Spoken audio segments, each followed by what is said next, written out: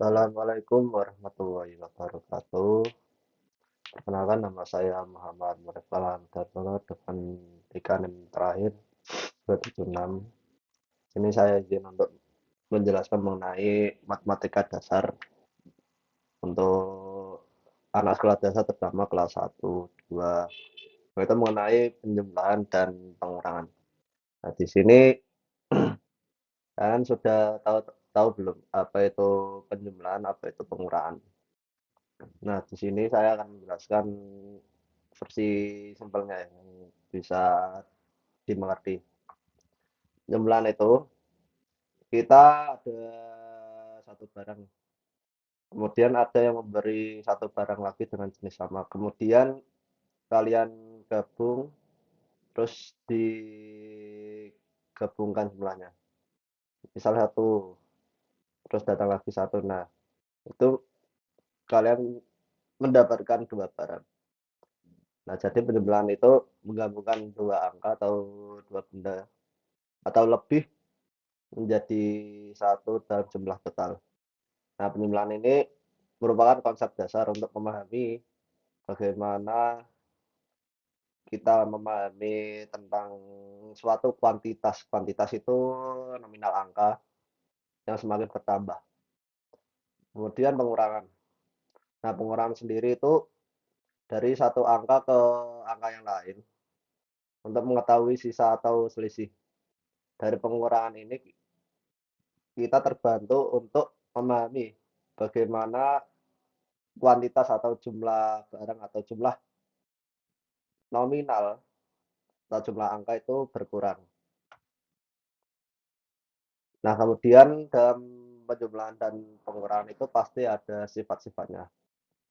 Di antaranya ada penjumlahan komutatif. Nah, penjumlahan komutatif sendiri itu dengan urutan angka tidak mengubah hasil. Jadi semisal nih, ada 2 pulpen, terus tambah 3 pulpen, otomatis kan hasilnya 5. Atau dibalik, 3 pulpen ditambah 2 pulpen hasilnya 5. Nah, itu termasuk sifat penjumlahan komutatif yang urutan angkanya itu tidak mengubah hasil, seperti dibolak-balik. Ini memungkinkan fleksibilitas dalam perhitungan. Kemudian ada pengurangan non-komutatif. Nah, pengurangan komutatif sendiri yaitu urutan angka sangat penting. Jadi semisal ada angka 5 nih, dikurangi 3, kan hasilnya 2. Nah, kalau misal dibalik, 3 dikurangi 5, hasilnya agak ketemu 2. Nah, hasilnya minus 2. Nah, itu termasuk sifat pengurangan non-komutatif. Nah, di mana urutan angka itu sangat penting. Yang ketiga ada peminjaman dalam pengurangan. Nah, peminjaman dalam pengurangan sendiri itu penting saat mengurangi angka yang lebih besar dari angka yang dikurangi. Contoh, ada angka 10 nih, kita kurangi 2. Nah, otomatis angka yang depan sebelum ada minus itu lebih besar daripada penyebutnya. Kok penyebut sih? Setelah angka minus. Nah, jadi mengurangi angka yang lebih besar dari angka yang dikurangkan.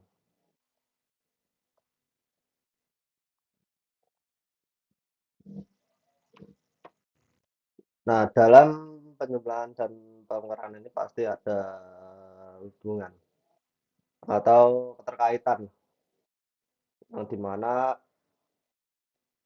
ada penjumlahan nih seperti mulai dengan 4 tambah 5 sama dengan 9. Nah, dari penjumlahan ini menunjukkan penggabungan nilai. Terus pengurangan satu jika angka 9 dikurangi 4, hasilnya sama dengan 5. Kemudian kalian boleh menjadi penjumlahan 5 tambah 4 sama dengan 9. Nah, ini membalikan salah satu angka yang ditambahkan dari isi penjumlahan tadi.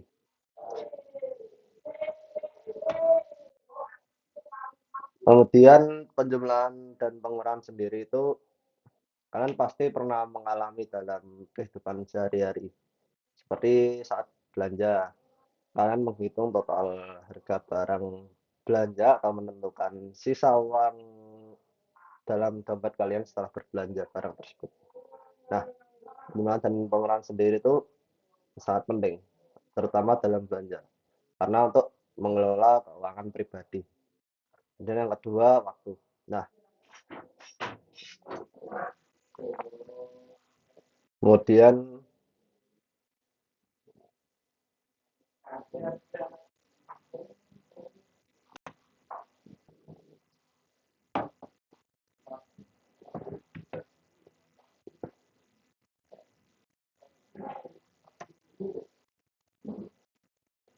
kemudian ada waktu. Nah, dalam waktu itu penjumlahan dan pengurangan juga penting. Karena kalian menghitung waktu yang tersisa untuk satu kegiatan atau beberapa kegiatan. Atau menghitung berapa lama durasi suatu peristiwa yang sudah terjadi. Nah, penjumlahan dan pengurangan untuk waktu sendiri itu berguna dalam perencanaan jadwal kalian.